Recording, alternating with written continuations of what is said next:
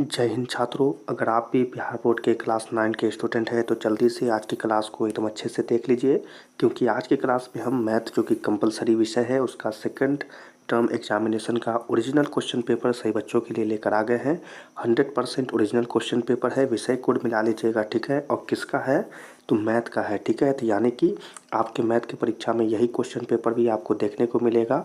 इसी के लिए अभी आपके पास समय है, एक एक क्वेश्चन को एकदम बढ़िया से रट लीजिए, खोल के पी जाइए और हम आपको ज़रूर सभी क्वेश्चन याद करा देंगे, ठीक है। आंसर भी बताएंगे। जल्दी जल्दी से आज की क्लास को शुरू करते हैं।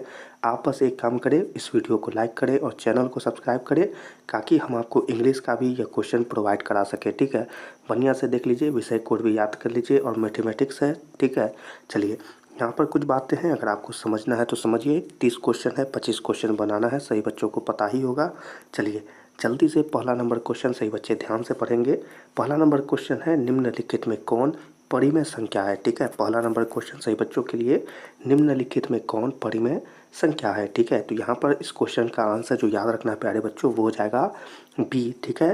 तो पहला नंबर क्वेश्चन है और आंसर याद रखना है, पहला का बी होगा √4 बट्टा √25, ठीक है। पहला नंबर क्वेश्चन है, आंसर हो जाएगा बी। दूसरा नंबर क्वेश्चन सही बच्चे बढ़िया से देख लीजिए। दूसरा नंबर क्वेश्चन, निम्नांकित में कौन अपरिमेय संख्या का उदाहरण है, ठीक है। दूसरा नंबर क्वेश्चन है सही बच्चों के लिए, निम्नांकित में कौन अपरिमेय संख्या का उदाहरण है। तो दूसरा नंबर क्वेश्चन का जो आंसर है ना प्यारे बच्चों वो हो जाएगा डी, ठीक है। तो बढ़िया से याद रखिएगा, दूसरा नंबर क्वेश्चन आंसर हो जाएगा बी, √27 गुर्दे में √9, ठीक है। चलिए तीसरा नंबर क्वेश्चन सही बच्चे बढ़िया से देख लीजिए, √5 माइनस √3 और ब्रैकेट √5 प्लस √3 का मान क्या होगा, ठीक है। तो इसका तो बस हम जल्दी से आपको आंसर ही याद करा देते हैं। इसका जो हल निकलेगा ना वो 2 निकलेगा, ठीक है। तो तीसरा नंबर क्वेश्चन है, आंसर जो हो जाएगा ना इसका वो आपको याद रखना है कि सी होगा, ठीक है। तीसरा नंबर क्वेश्चन आंसर हो जाएगा सी, तो बढ़िया से याद रख लीजिएगा। चौथा नंबर क्वेश्चन सही बच्चों को बता देते हैं कि √2 प्लस में √3 का होल स्क्वायर बराबर क्या होगा, ठीक है। तो चौथा नंबर क्वेश्चन है ना, तो इसका आंसर निकल जाएगा बी, ठीक है। चौथा नंबर क्वेश्चन जो है ना इसका आंसर क्या निकल जाएगा, बी निकल जाएगा, 5 + 2 √6, ठीक है। तो याद रखिएगा चौथा नंबर क्वेश्चन है, आंसर हो जाएगा बी। चलिए पाँचवा नंबर क्वेश्चन जो है ना प्यारे बच्चों बड़ा आसान है, √3 माइनस बट्टा में √3 प्लस 1 बराबर क्या होगा, ठीक है। तो पाँचवा नंबर क्वेश्चन जो है ना इसका आंसर हो जाएगा ए।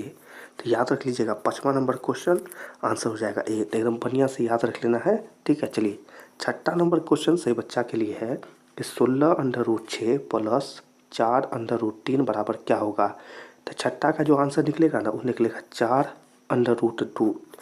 छठा नंबर क्वेश्चन का आंसर निकलेगा भी 4√2। चलिए सातवां नंबर क्वेश्चन सही बच्चा के लिए, सातवां नंबर क्वेश्चन सही बच्चा के लिए, यदि समीकरण πx + y = 29 में x = 7 है तो पाई बराबर 22/7 हो तो y का मान क्या होगा, ठीक है।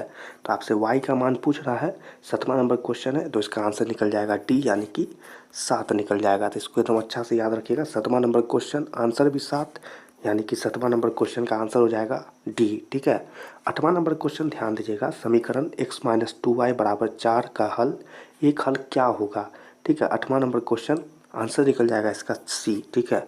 4,0 तो ऐसे भी याद रख सकते हैं, ये आठवां नंबर क्वेश्चन है, आंसर निकलेगा सी, तो ठीक है। आठवां नंबर क्वेश्चन आंसर है सी।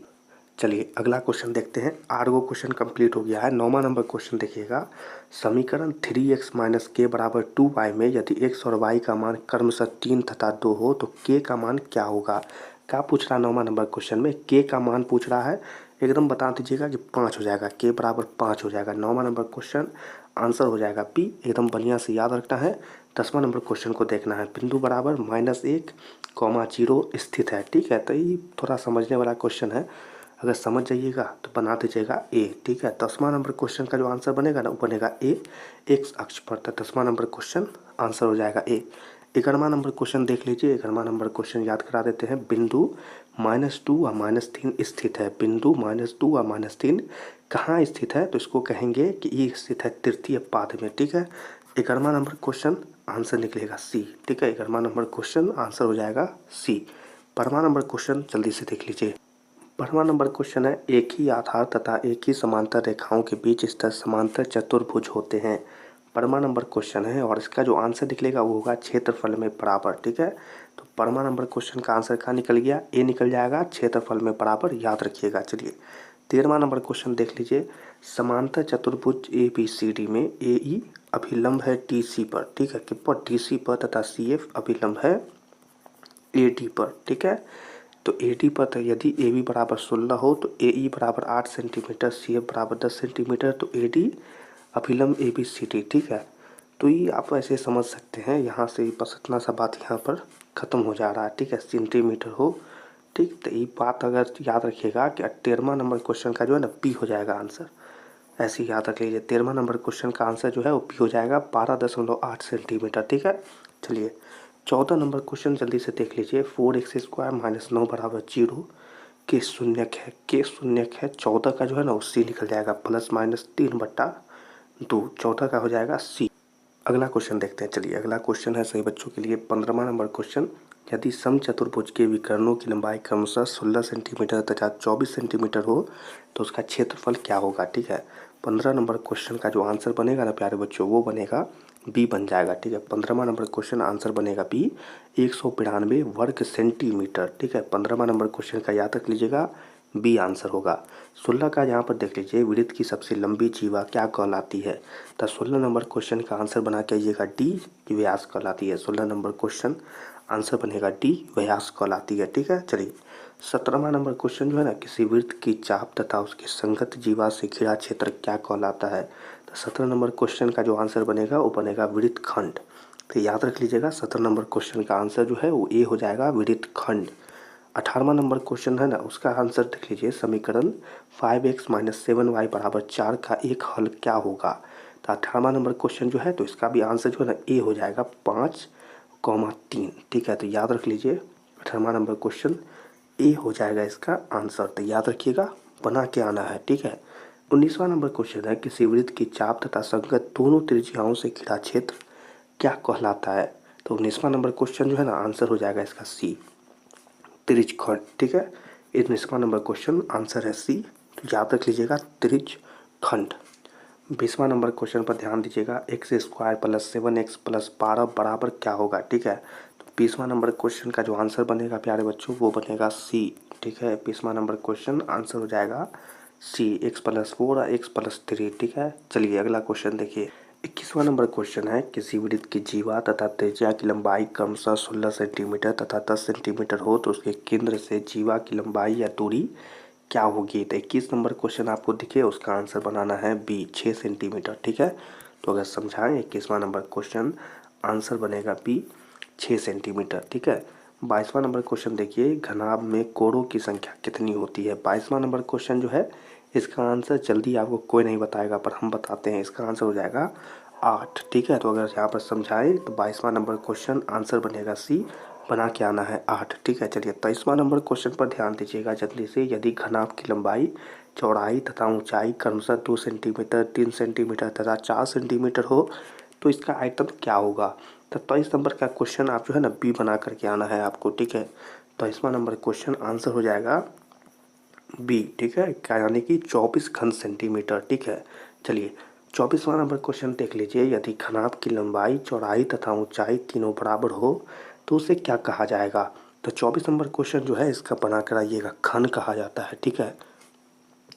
24 नंबर क्वेश्चन का जो आंसर बनेगा वो बनेगा डी, कि घन कहते हैं, ठीक है। चलिए 25वां नंबर क्वेश्चन देखिए।